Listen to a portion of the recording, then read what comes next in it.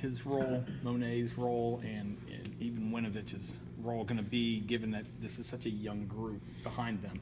Very, very important because, unlike them last year when they were right there behind that first group, now they're there and there's a group of guys that haven't played, so there's a little bigger gap. So they have to always show the right way to do it. It can't be, now that's okay. It's got to be right. It's got to be championship type effort. It's got to be championship technique, and they understand that. The spotlight's on them a little bit more because there's a real young group behind them.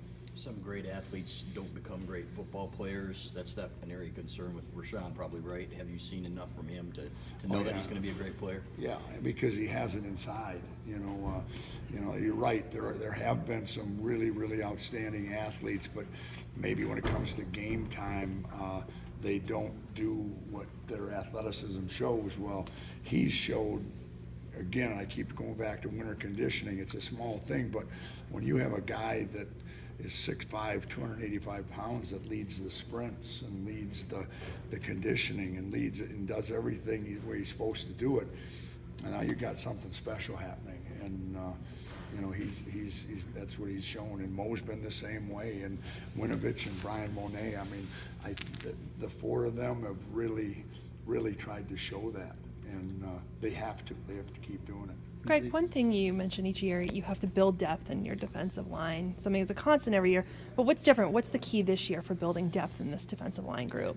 Well, I think the biggest thing in the depth is that these guys behind them have to move faster towards that level than the last group did. The last group had been right on that verge, and then they were of that. This group hasn't been in the playing time. They've been out redshirted or they've been freshmen, so they haven't really been on that field. So they've got to take a bigger step to get up to that level to be able to rotate. And we always talk about you earn the right to rotate. Two things can happen. If you don't earn the right to rotate, now you've got four guys playing the whole time, and they're never going to play as good as if you have guys to rotate for them. And so that's a big thing for us, that some of these guys behind them have got to close that gap fast, and they're working at it. Who among that group has started to step up this spring?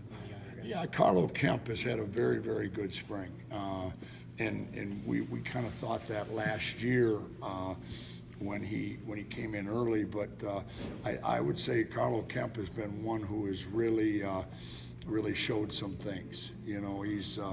He shows that he has the ability, and now he's got to do it every play, every day, and that's usually the thing that separates people, the ones that can show it, but then there's a day off where they don't, where you got to do it every day, every play, and I think he's understanding that.